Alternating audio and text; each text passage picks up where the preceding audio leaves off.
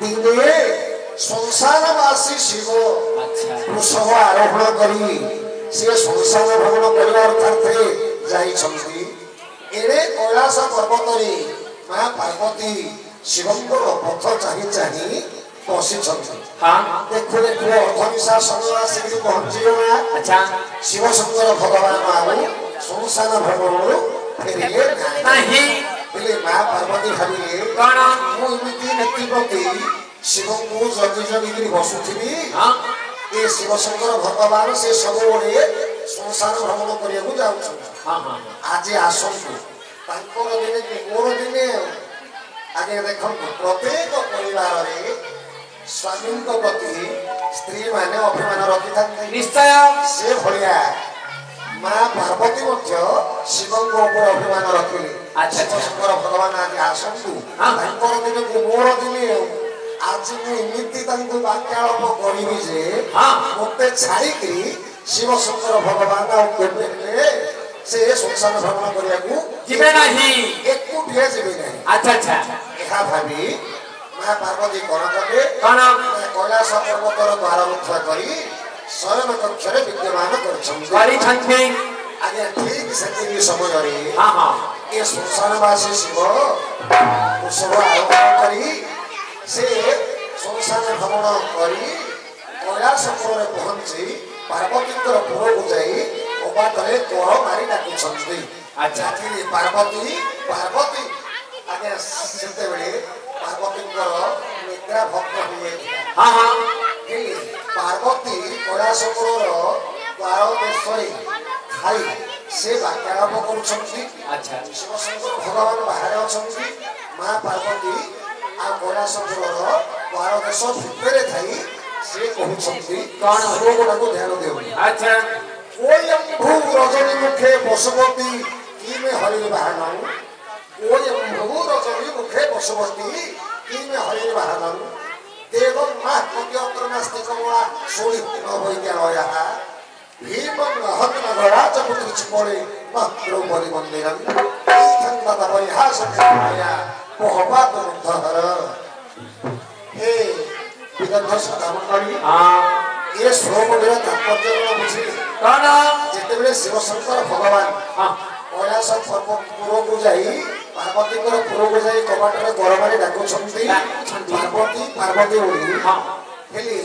द्वार देशर भितर कोणारू खाई पार्वती कहउछन्ति ओय बंधु अर्थात तुम किए से रजनी मुखे रात्र अर्थनिशा समय रे मो पुर को आसी मो ना धरि डाकुछ तमे किए से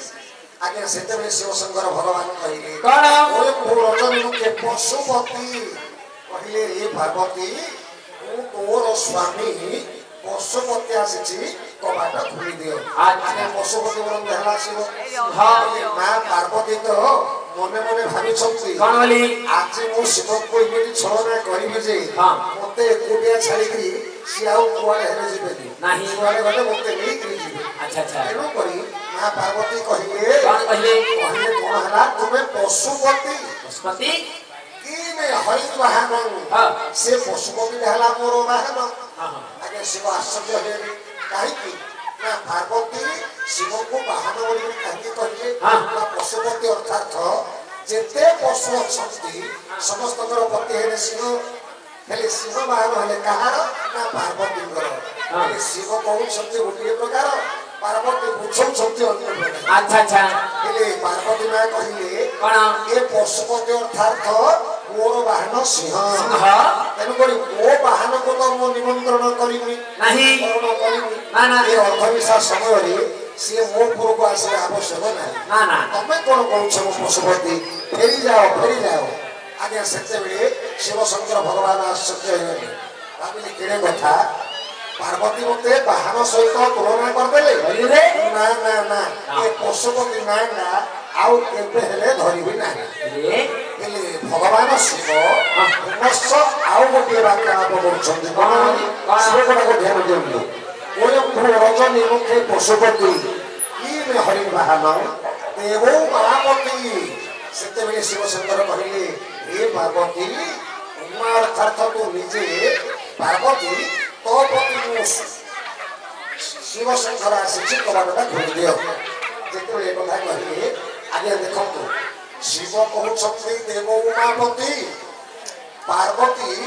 ବୁଝଉଛନ୍ତି କଣ ଦେବ ମାପତି। ମା ଅର୍ଥାତ ଲକ୍ଷ୍ମୀ, ଲକ୍ଷ୍ମୀ ଯଦି ଲକ୍ଷ୍ମୀପତି ବିଷ୍ଣୁ ଅତ୍ର ନାସ୍ତି କମଳା, ଅତ୍ର କେହି ଥାଏ କମଳା ଯେ ଲକ୍ଷ୍ମୀ ରୁହନ୍ତି। ଏଇଟା ଲକ୍ଷ୍ମୀଙ୍କର ବାସସ୍ଥାନ ନୁହଁ। ତମେ ଭୁଲରେ ବାଟମଣା ହେଇକିରି ପଳେଇ ଆସିଛ। ପରା କୈଳାସପୁରର ଅଧିପତି ଶିବଶଙ୍କରଙ୍କ ଘରଣୀ ପାର୍ବତୀ। ଆଉ ତମେ ଯଦି ଲକ୍ଷ୍ମୀପତି ବିଷ୍ଣୁ ତେବେ କମଳାଙ୍କ ପୁରକୁ ଚାଲିଯାଅ। ଆଜ୍ଞା ସେଥିରେ ମଧ୍ୟ ଭଗବାନ ଶିବଶଙ୍କର ପରାସ୍ତ ହେଲେ। ତାପରେ ପୁନର୍ବାର ଶିବଶଙ୍କର ବାକ୍ୟ ଗଠନ କରୁଛନ୍ତି। ଶ୍ଲୋକଟାକୁ ଧ୍ୟାନ ଦିଅନ୍ତୁ। କୋୟମ୍ଭୂ ରଜନୀ ମୁଖେ ପଶୁପତି ଦେବ ହରି ବାହାରଂ ଦେବ ଉମାପତି ଅନ୍ତର୍ନାସ୍ତି କମଳା ଶୁଳି। ସେତେବେଳେ ଶିବଶଙ୍କର କହିଲେ ରେ ପାର୍ବତୀ ମୁଁ ଶୁଳି ଆସିଛି କବାଟଟା ଖୋଲିଲା। ହେଲେ ପାର୍ବତୀ କଣ ବୁଝେଇଲେ ଶିବଙ୍କୁ କହିଲେ ତମେ ଶୁଳି ମାନେ ଯାହାକୁ ଷୋଳ ଦେଖାଏ ତାକୁ ଶୁଳି ବୋଲି କୁହାଯାଏ। ହେଲେ ଅର୍ଥମିଶା ସମୟରେ ତମକୁ ଷୋଳ ଦେଖଉଛି ଯେ ତମେ ଷୋଳ ଭଲ ହେବା ପାଇଁ ଏଠିକି ଆସିଛ ନ କହିଦିଅ। ଏଇଟା କୌଣସି ଡାକ୍ତରଙ୍କର ଗୁହ ନୁହଁ, କବିରାଜଙ୍କର ଗୁହ ନୁହଁ ଯେ ଏ ଅର୍ଥରା ମିଶା ସମୟରେ ତମକୁ ଷୋଳ ଦେଖଉଛି ଷୋଳ ଭଲ ହେବା ପାଇଁ ଏଠିକି ଆସିଛ। ଡାକ୍ତରଙ୍କର ଗୁହକୁ ଚାଲିଯାଅ ଅର୍ଥାତ କବିରାଜଙ୍କର ଗୁହକୁ ଚାଲିଯାଅ। ସେଥିରେ ମଧ୍ୟ ଶିବଶଙ୍କର ଭଗବାନ ପରାସ୍ତ ହୋଇଛନ୍ତି। ହେଲେ ଶିବଶଙ୍କର ଭଗବାନ ରାଗିଗଲେ। ନବଜାତପୁତ୍ରୀ ପାର୍ବତୀ ଅହଂ ଭୀମ, ଭୀମ ଆସିଛି କବାଟଟା ଖୋଲି ଦିଅ। ଆଗେ ଭୀମ ଶବ୍ଦ ହେଲା ଶିବଶଙ୍କର ଭଗବାନ, ଭୀମ ଶବ୍ଦ ହେଲା ଶିବ। କହୁଛନ୍ତି ଏ ପାର୍ବତୀ ମୁଁ ଭୀମ ଆସିଛି କବାଟ ଖୋଲି ଦିଅ। ଯେତେବେଳେ କବାଟ ଖୋଲି ଦିଅ ବୋଲି କହିଛନ୍ତି ପାର୍ବତୀ ମା କହିଲେ ତମେ ଭୀମ ଯଦି ଭୀମ ଦ୍ରୌପଦୀ ମନ୍ଦିର ଏଇଟା ଦ୍ରୌପଦୀଙ୍କର ମନ୍ଦିର ନୁହଁ। ତମେ ଭୁଲରେ ବାଟମଣା ହେଇକି ପଳେଇ ଆସିଛ। ଏଇଟା କୈଳାସ ପର୍ବତ। ତେଣୁକରି ତମେ ଦ୍ରୌପଦୀ ମନ୍ଦିରକୁ ଚାଲିଯାଅ। ବାରମ୍ବାର ମା ପାର୍ବତୀ ଶିବଶଙ୍କର ଭଗବାନଙ୍କୁ ପରାସ୍ତ କଲେ। ଆଉ ଥରେ ମନେ ମନେ ଭାବୁଛନ୍ତି ମା ପାର୍ବତୀ ଯଦି ଶିବ ଭାବିବେ ଯେ କଣ ପାର୍ବତୀ ତମେ ଆଜି ମତେ ବାରମ୍ବାର ଏମିତି ହାସ୍ୟସ୍ପଦ କଲ କାହିଁକି ମୁଁ କହିଦେବିନି ମାନେ ମୁଁ ଶୋଇଥିଲି ତମେ କଣ କଣ କହିଲ ନିଦ ବାବୁରେ କଣ କଣ କହିଦେଲି ଏହା କହିକିରି ମୁଁ ପିଟିଯିବି ଆଉ ମତେ ଛାଡ଼ିକିରି ଶିବ କେବେ ହେଲେ ସିଏ ଏକା ଭ୍ରମଣ କରିବାକୁ ଯିବେ ନାହିଁ। ଏହା ଭାବି ମା ପାର୍ବତୀ ବାକ୍ୟାଳାପ କରୁଛନ୍ତି। ଏଇଥଙ୍କୁ ତତ ପରିହାସ କରି କହିଲା ଏଇଥଙ୍କୁ ଅର୍ଥାତ ଏହିପରି ଏ ଶିବ ପାର୍ବତୀ ତୁମର ଏ ଯୋଉ ହାସ୍ୟ ପରିହାସ କୌତୁକ ଲୀଳା ଓ ହପାତ ମୁଗ୍ଧକର ଆମର ସର୍ବସାଧାରଣଙ୍କୁ ମୁଗ୍ଧଦାୟକ ଅଟେ। ତେବେ ସେହି ପ୍ରଭୁ ଶିବଶଙ୍କର ଭଗବାନ ଆଉ ମା ପାର୍ବତୀ ଦେବୀ ମା ଉଷାଗୋଠି ଦେବୀ ମା କାଳୁଆ ଦେବୀ ଆମର ସଭାଜନ ମାନଙ୍କର କଥାଏ ଗ୍ରାମବାସୀ ମାନଙ୍କର କଥା ପଡ଼ୋଶୀ ଗ୍ରାମାଞ୍ଚଳରୁ ଏ ନାଚ ଦେଖିବା ପାଇଁ ଆସିଥିବା ଦର୍ଶକ ବନ୍ଧୁମାନଙ୍କର ଏବଂ ପ୍ରଭୁ ଜାଣିଲି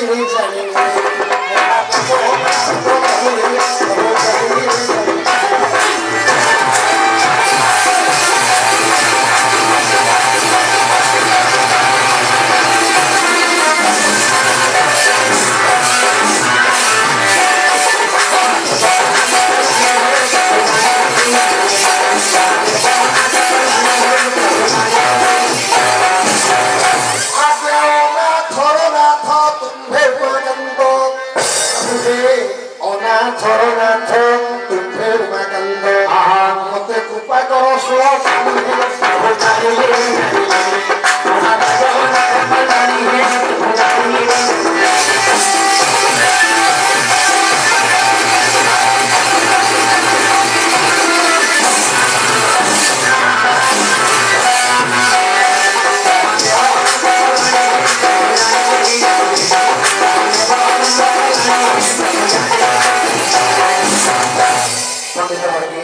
বিষয়বস্তুକୁ ଧ୍ୟାନ ଦିଅନ୍ତୁ।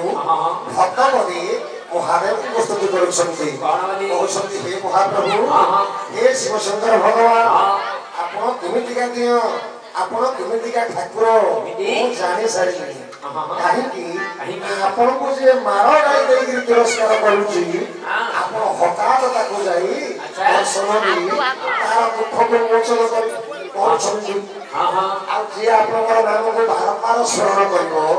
ତାକୁ ଆପଣ ପରୀକ୍ଷା ନିରୀକ୍ଷା କରି କରି ତଳିତଳାନ୍ତ କରିଦଉଛନ୍ତି। ଏଇଟା କଣ ଆପଣଙ୍କର ନ୍ୟାୟ? ତେଣୁକରି ଆପଣ କେମିତିକା ଦିଅ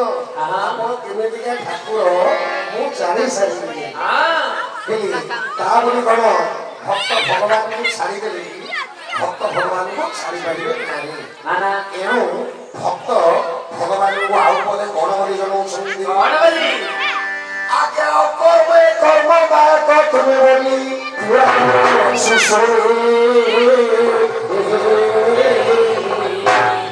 ଆଉ କର୍ମେ କର୍ମ ଦାୟକ ତୁମେ ବୋଲି ପୁରାଣରୁ ଅଛି ଶୁଣି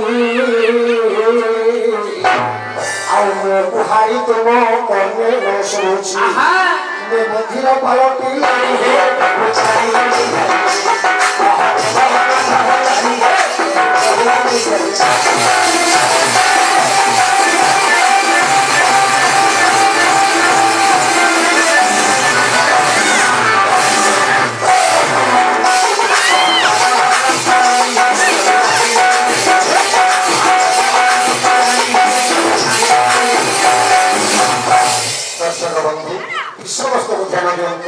बड़ सुंदर ये पद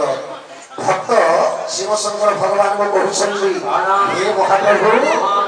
आपण अनुमान है अकर्मे कर्मदायक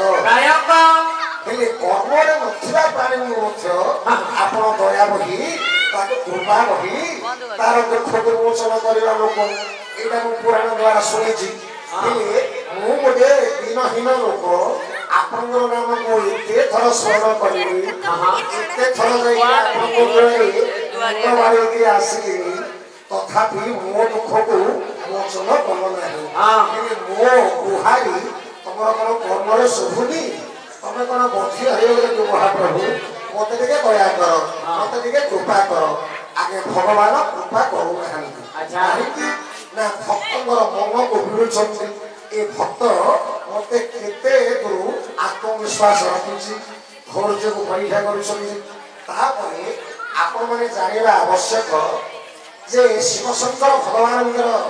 ये अकर्मे कर्मदायक ना कहीं कर्महीन प्राणी को शिवशंकर भगवान दया हेतु शिवशंकर भगवान ये अकर्मे कर्मदायक ना संसार में व्याप्त जाना आवश्यक ध्यान दिंतु ए विषय को उपलब्ध कर गोटे पद आगे मुकुंद जति को पुत्र दान देल 7 वर्ष भणी मुकुंद जति को पुत्र दान देल 7 वर्ष भणी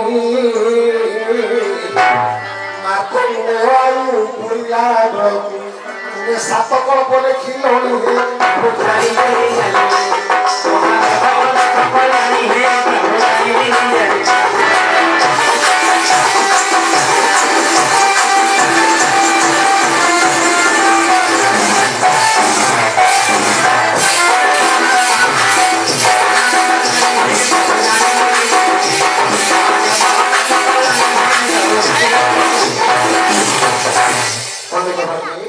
विषयवस्तु को ध्यान दिंतु बड़ सुंदर पद पुराण माध्यम वर्णित अकर्मे कर्मदायक शिवशंकर नाम कहीं आज्ञा ध्यान दिंतु मुकुंद ऋषि गोटी जड़े ऋषि थे आज्ञा मुकुंद ऋषि गोटी जड़े ऋषि थे सी विवाह कर अनेक दिन बीती जाइए पुओ झी है ऋषि तो जिज्ञासी से जानी संतान संतति हम ना मुकुंद ऋषि जानी सारी स्त्री विनयपूर्वक कहे हे स्वामी स्त्री जन्मटा मोर कारण हो स्त्री जन्मटा मोर कारण हो मत बंध्या दोष लगे एणुक तुम्हें किसी गोटे कर जदि तुम किसी न कर समस्ते आमको बंध्या दोष पीड़िता करदे मोर स्त्री जन्मला कार लगे आज्ञा तांकर स्त्री जेतेबेले बाध्यबाधकता करिसंती ए मुकुंड भाबी मो कहा पाखु गले मोर लक्ष्य पूर्ण हबो से भाबिले ना ना आउ कहा पाखु गले मते कार्य सिद्ध हबोनी नहीं केवल शिव शंकर को मो सेवा करे मोर लक्ष्य पूर्ण हबो सेतेबेले मुकुंड सिद्धन कले शिव शंकर भगवान को तपस्या कले तपस्या शिव को संतोष करी से शिव को संतोष करी पारे शिव शंकर भगवान आसी मुकुंद पाखे पहुंची गले कहले मुकुंद कौन तुम इच्छा कुह मु तुमको वरदान देवी आज्ञा जिते शिव कथा कहले मुकुंद हाथ जोड़ी प्रणाम करी कहले हे महाप्रभु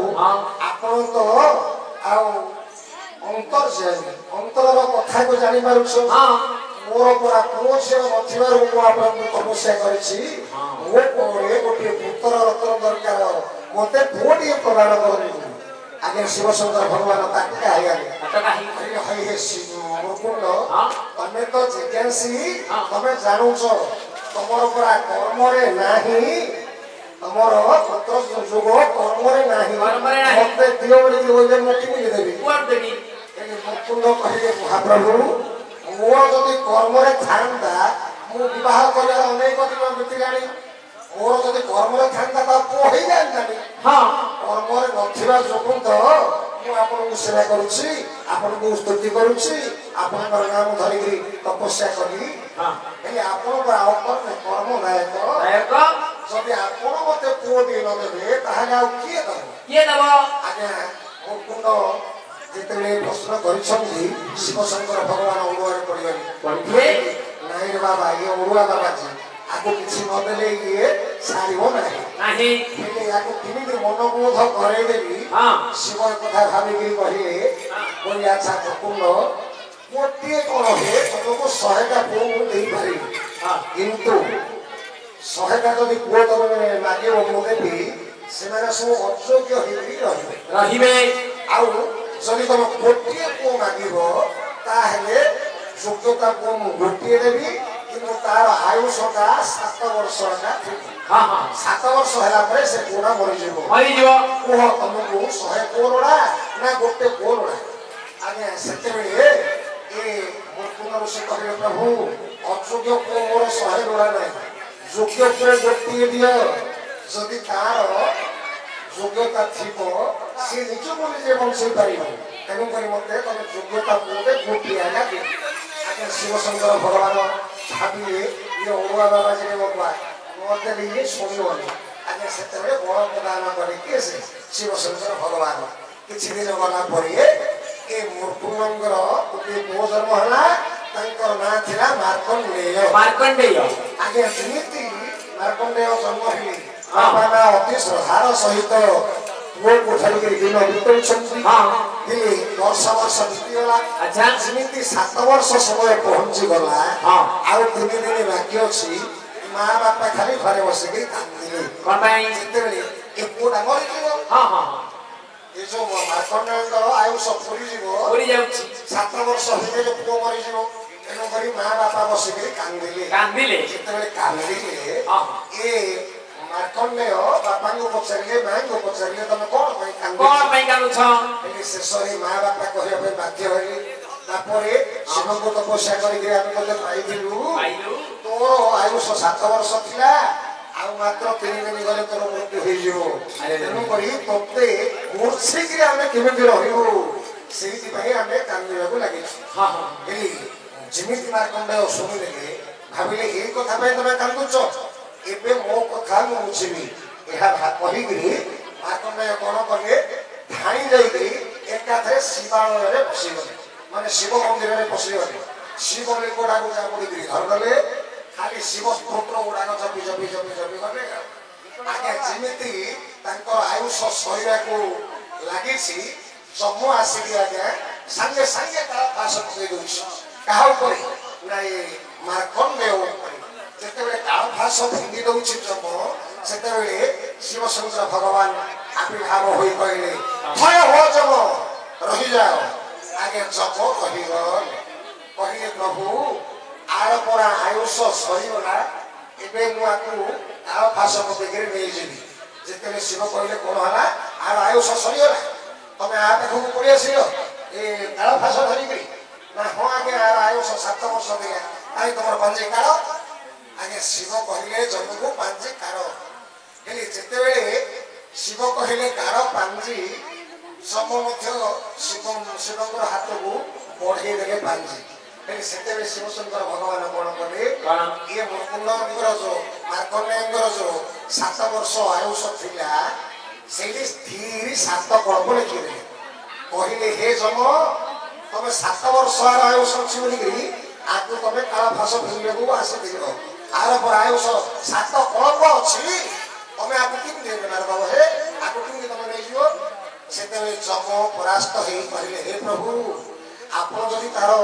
आयुष को वृद्धि करदेले आपण जदि ताको रक्षा को चाहउछंती मु कहि परिबी सेते बेले शिवशंकर भगवान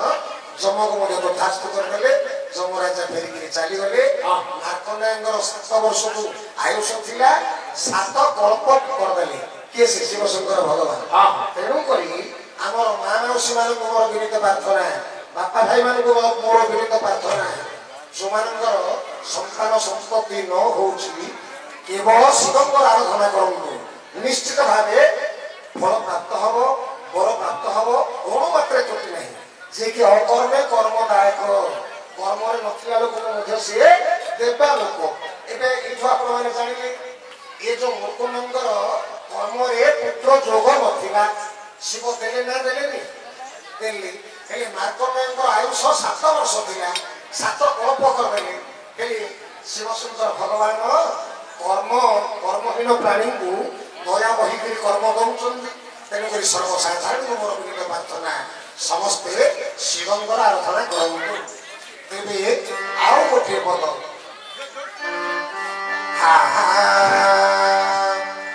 आगे देवता दानवे समुद्र मंथिले बासुकी सर्प